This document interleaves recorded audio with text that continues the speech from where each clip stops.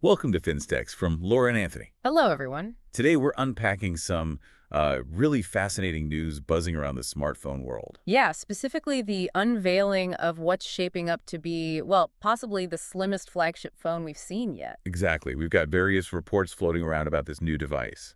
And it's not just about being thin for thinness sake, right?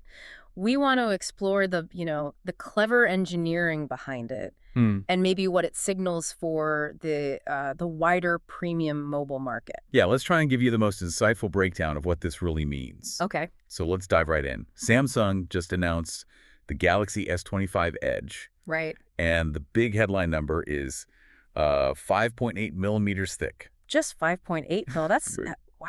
It immediately makes it their thinnest flagship. And the timing is interesting, isn't it? With all the talk about Apple maybe going slimmer too. Oh, definitely. It feels like a deliberate play. Yeah. Trying to grab that market segment that really values portability, like ultimate portability, in a high-end phone. And that 5.8 millimeter figure. How did they even manage that? Well, the information we're seeing points to a pretty fundamental rethink of the inside. They're claiming innovative engineering reimagines nearly every component. Right. I mean, consider this. It's reportedly 30% thinner than their own S25 Ultra. 30%. Yeah. And compared to, say, the current iPhone Pro models at 8.25 millimeter, that difference, you'd really feel that in your hand. Absolutely. But it's not just thin, is it? It's also light, Apparently, yes, only 163 grams. which is remarkable considering it still packs a big 6.7-inch display, This is the S25 Plus, actually. but 14% lighter and 21% thinner. That's what the report suggests. It really makes you wonder about the internal Tetris game they played. Component layout and, crucially, heat management. How do you stop a powerful chip in such a tiny space from, cooking itself? That's always the challenge, isn't it? And our sources do mention advancements there, specifically thermal management. There's talk of a redesigned vapor chamber cooling system. That sounds like a targeted effort to prevent performance throttling when you're pushing it hard. Which you'd need. Designing effective cooling in something under 6 millimeters thick.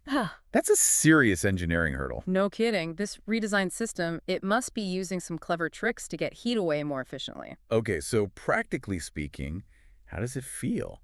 Any initial impressions out there? Some early takes suggest it's effortless to carry, which, makes sense given the Or numbers. consensus but. Well, yeah. One observation that popped up is the wobble factor.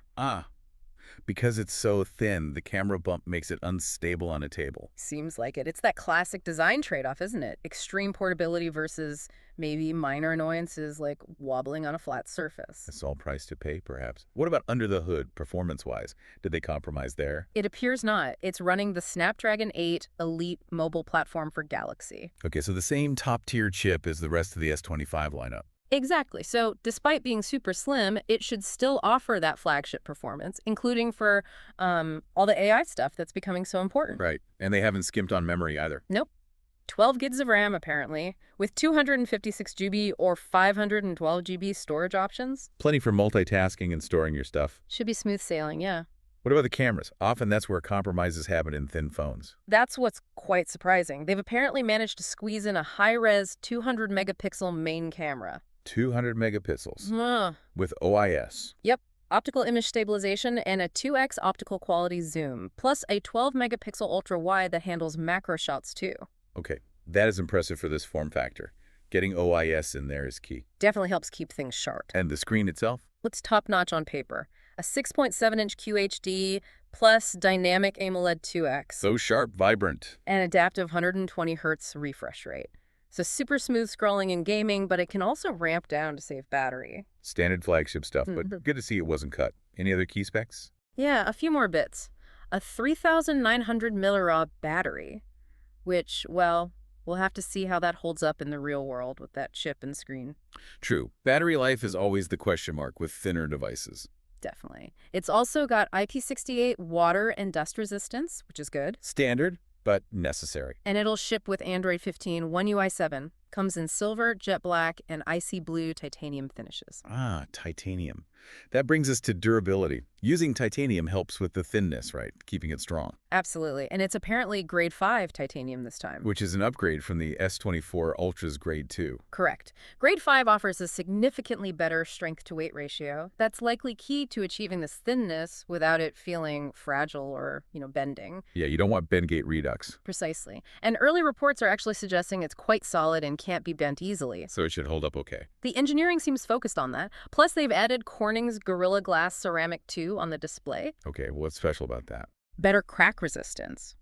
Corning claims it survived drops onto rough surfaces from up to a meter in their lab tests. A meter. It's pretty good protection for accidental drops. Yeah, apparently competing glass solutions fail at half that height in the same tests. So it's a tangible improvement. So stepping back, looking at the bigger picture here, this launch really highlights that intense competition, doesn't it? Oh, for sure. Especially at the premium end. This whole push for slimmer, sleeker, more portable devices, but without sacrificing the power or the toughness people expect. It's a fascinating balancing act, pushing the boundaries of physics and material science, really. Yeah, seeing things like grade 5 titanium and this new ceramic glass becoming more mainstream is key. Absolutely. This whole thing, it really prompts you to think, what's the future of smartphone design? How thin is too thin? And what trade-offs are you, the user, willing to make for that super streamlined feel in your pocket? It's an ongoing question, and it'll be interesting to see how the market responds and where competitors go next. The advancements in materials, though, they're clearly crucial to making this possible. Definitely something to keep an eye on. For sure. Don't forget to like, share, and subscribe.